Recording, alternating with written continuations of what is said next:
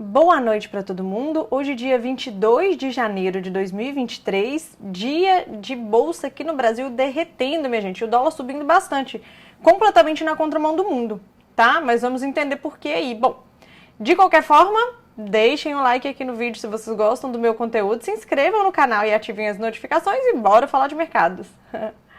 Bom, começando, né, antes de falarmos de Brasil, peraí que eu tô meio escondida aqui. Antes de falarmos de Brasil, vamos começar pela Ásia, como sempre, né? As bolsas da Ásia, elas fecham mistas, tá? A gente tem bolsas positivas e negativas, mas o destaque das bolsas negativas para vocês aqui são as bolsas principalmente da China. Eu até falei com vocês na preparação da semana, no vídeo de ontem, que ontem à noite teria decisão de juros de longo prazo lá da China.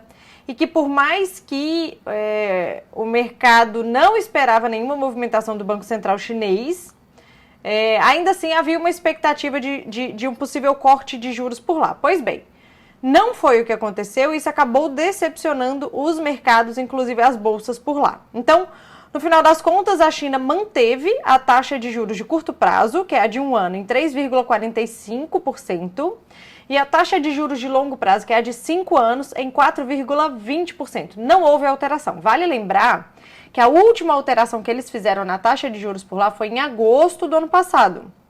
Tá? Desde então, eles mantêm a taxa de juros, mesmo com os indicadores fracos, né? A gente, na semana passada, não saiu uma bateria de indicadores econômicos lá da China, dentre os quais vendas no varejo veio fraco, a taxa de desemprego veio alta, enfim. Mesmo com dados vindo fracos, a China ainda não tem anunciado nenhum estímulo específico, o corte de juros seria um deles, A China não tem anunciado aí nenhum estímulo em específico para estimular a economia, e ontem à noite não foi diferente. Então, nós tivemos aqui bolsas pesadas na China refletindo isso daí. Quando a gente olha para commodities, o minério, vamos falar do minério primeiro. O minério de ferro, ele estava negativo nessa madrugada, refletindo aí essa questão dos juros da China, só que ao longo do dia de hoje ele foi se recuperando e acabou fechando aqui com uma positividade. Apesar dessa positividade do minério de ferro, mais uma vez, não ter surtido efeito na cotação das ações da Vale, tá?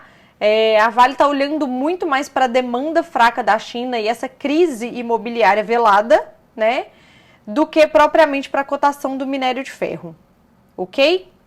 Bom, dito isso, vamos falar do petróleo. O petróleo estava estável hoje pela manhã, nada demais, tá? Só que durante o dia ele acabou ganhando bastante força, né? Por quê? Bom, a Ucrânia, ela fez uns ataques de drone contra a Rússia, né? Ainda existe a guerra da Rússia com a Ucrânia, né? A gente está falando agora de Israel, Hamas, os Houthis, o Iêmen, etc. Mas a guerra da Rússia com a Ucrânia está lá ainda, firme e forte, infelizmente. Bom, a Ucrânia fez um ataque por drones contra a Rússia e acabou atingindo um sistema de gás, deixa eu ler o nome aqui para vocês, um terminal de gás. Acabou atingindo um terminal de gás da empresa russa Novatek e a localização desse terminal é muito próximo de um terminal de petróleo russo, que é extremamente importante para a condução do petróleo russo para o mercado. Tá? Então, esta proximidade foi o suficiente para gerar aí uma preocupação em relação à falta de fornecimento, né, ou a redução de fornecimento dessa commodity por parte da Rússia para os mercados e fez com que a cotação subisse. Ok? Além disso, também, lá nos Estados Unidos, em alguns estados que têm uma produção relevante de petróleo, está tendo um frio extremo, que eles estão tendo que paralisar a produção. Tá? E essa paralisação também tem surtido efeito positivo aí na cotação do petróleo. Então, o petróleo ele fecha aqui bem positivo aí por conta desses dois, principalmente por conta desses dois pontos que eu comentei com vocês. Vale lembrar que a crise, né, do Oriente Médio, os conflitos do Oriente Médio ali, principalmente contra grupos terroristas, os Estados Unidos se posicionando, o Reino Unido se posicionando, enfim, continuam, tá? Continuam, mas não se agravaram a ponto de contribuir para esta alta do petróleo de hoje. Hoje foi essa questão da produção dos Estados Unidos ser reduzida por conta do extremo frio de alguns estados por lá, e também essa questão do ataque da Ucrânia, aí, muito próximo aí a um terminal importante aí do petróleo russo, ok? Então temos um cenário de commodities positivas no dia de hoje, tá? Bom, Na Europa, nós não temos nenhum indicador ou nenhuma notícia muito específica acontecendo por lá. Então, elas surfaram muito mais a positividade das bolsas dos Estados Unidos no dia de hoje. Então, a Europa, de modo geral, fecha no positivo, com os Estados Unidos fechando no positivo. Vale lembrar que hoje nós tivemos mais uma máxima histórica nos Estados Unidos. E a gente aqui no Brasil não surfa essa positividade, tá? Lá nos Estados Unidos, não tivemos indicadores econômicos por lá. A diferença dos Estados Unidos é que quando não tem nada acontecendo por lá, a bolsa sobe. É um negócio incrível, assim. E hoje foi exatamente este dia, né? Então a gente tem bolsa dos Estados Unidos positivas. Vale lembrar que os juros americanos deram uma acalmada, tá? Eles ainda não retomaram toda a queda. Mas, de qualquer forma, é um cenário momentâneo de juros negativos por lá. Isso corrobora com a positividade das bolsas, das empresas de tecnologia, etc. Vale lembrar que essa semana nós temos balanços importantes para sair nos Estados Unidos que não só podem, como vão impactar essas bolsas, né? A Nasdaq principalmente, né? Mas a Nasdaq, obviamente, como consequência, né? O S&P. Ok? Mas nós não tivemos, assim, nada de muito específico acontecendo nos Estados Unidos hoje e a calmaria por si só já mantém as bolsas por lá positivas. Vale lembrar que os drives dessa semana ainda são, além dos balanços que eu comentei com vocês, o PIB, que é na quinta-feira, e o PCE, que é a inflação oficial usada pelo Banco Central Americano, que vai ser na sexta. Ok? Bom, vamos vir aqui para o Brasil, porque a gente é o patinho feio do dia. Aqui no Brasil nós tivemos bolsa negativa, e dólar muito mais positivo, né?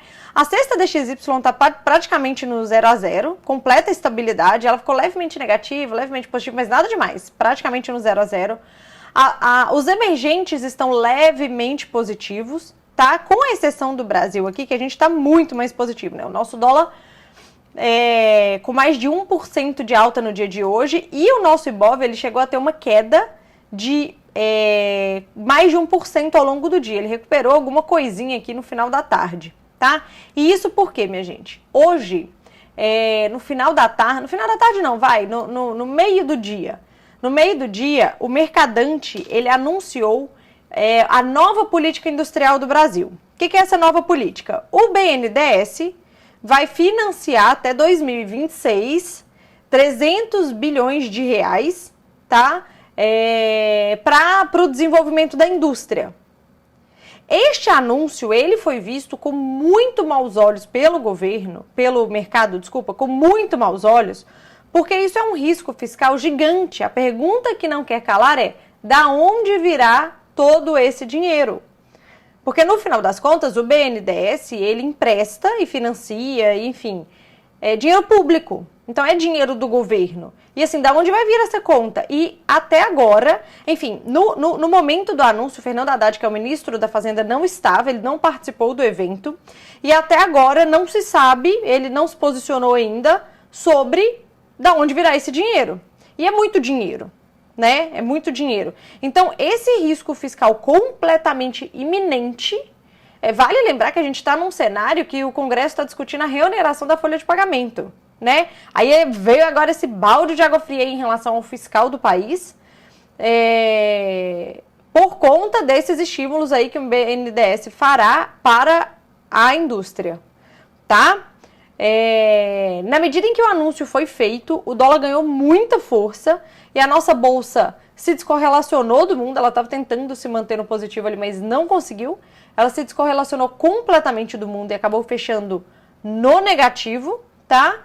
E vale lembrar, minha gente, que hoje à noite vai ter uma entrevista do Haddad no Roda Viva, no programa Roda Viva, às 22 horas. Então, assim, há uma grande expectativa do mercado para o que será falado por ele em relação ao fiscal do país, a meta de déficit fiscal zero, né? Hoje à noite. Isso pode surtir efeito na bolsa e no dólar no dia de amanhã, tá? Mas a nossa descorrelação do mundo hoje está completamente anunciada completamente causada por problemas internos, por conta desse anúncio aí da nova política industrial, né? Como é? Deixa eu ler para vocês. É a nova política industrial do país, isso mesmo, chama nova política industrial do país.